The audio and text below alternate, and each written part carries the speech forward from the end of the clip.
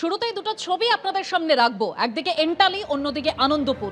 দু জায়গাতেই বিজেপির গোষ্ঠী দ্বন্দ্ব প্রকাশ্যে চলে আসে। এন্টালিতে পুজোর দখলকে কেন্দ্র করে বিজেপির দ্বন্দ্ব এমন জায়গায় পৌঁছয় যেখানে পুরসভার পার্কে তালা পড়ে যায় এবং এবিপি আনন্দের খবরের জেরে সেই তালা খোলা হয়। আর যেটা আনন্দপুরের ঘটনা, প্রথমে এলাকায়, পরে থানায়, দফায় দফায় বিজেপির কোন্দলে সংঘর্ষ তৈরি হয়।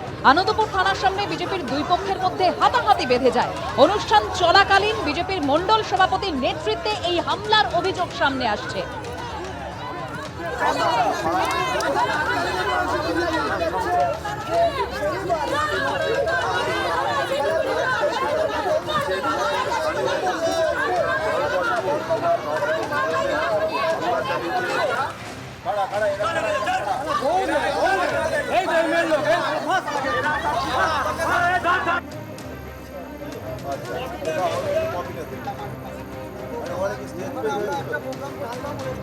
মণ্ডল সভাপতির বিরুদ্ধে হামলার অভিযোগ বিজেপির অপর গোষ্ঠীর। গভীর রাতে আনন্দপুর থানার সামনে ফের সংঘর্ষ বাধে দুপক্ষের।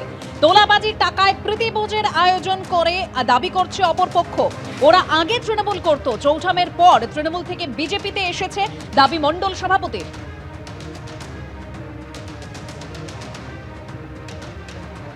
বিজেপির গোষ্ঠী কোন্দলে খাস কলকাতার আনন্দপুর উত্তপ্ত হয়ে উঠল।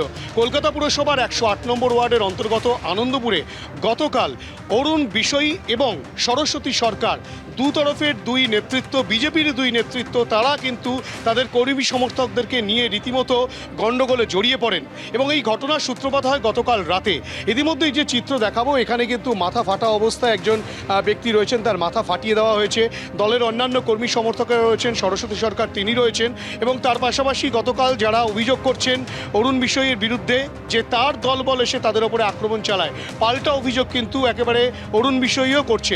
কিন্তু ঘটনার সূত্রপাত এই আনন্দপুর পার্কে, এখানে একটি খাওয়া দাওয়ার আয়োজন রয়েছে আজকে এবং সেই ঘটনাকে কেন্দ্র করেই কিন্তু এর সূত্রপাত, তেমনটাই কিন্তু অভিযোগ আসছে।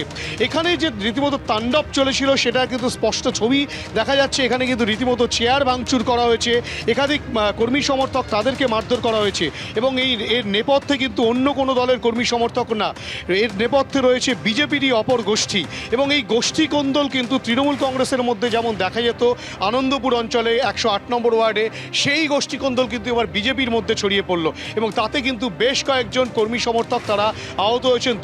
দুপক্ষই আনন্দপুর থানায় লিখিতভাবে অভিযোগ জানিয়েছে, একে অপরের বিরুদ্ধে অভিযোগ করছে। কিন্তু এর নেপথ্যের মূল কারণ যেটা, শুধু এই অনুষ্ঠান করাকে কেন্দ্র করেই নয়, এর নেপথ্যের কারণ হলো এলাকা দখলকে কেন্দ্র করেই কিন্তু এই ঘটনার সূত্রপাত। এবিপি আনন্দ, এগিয়ে থাকে, এগিয়ে রাখে।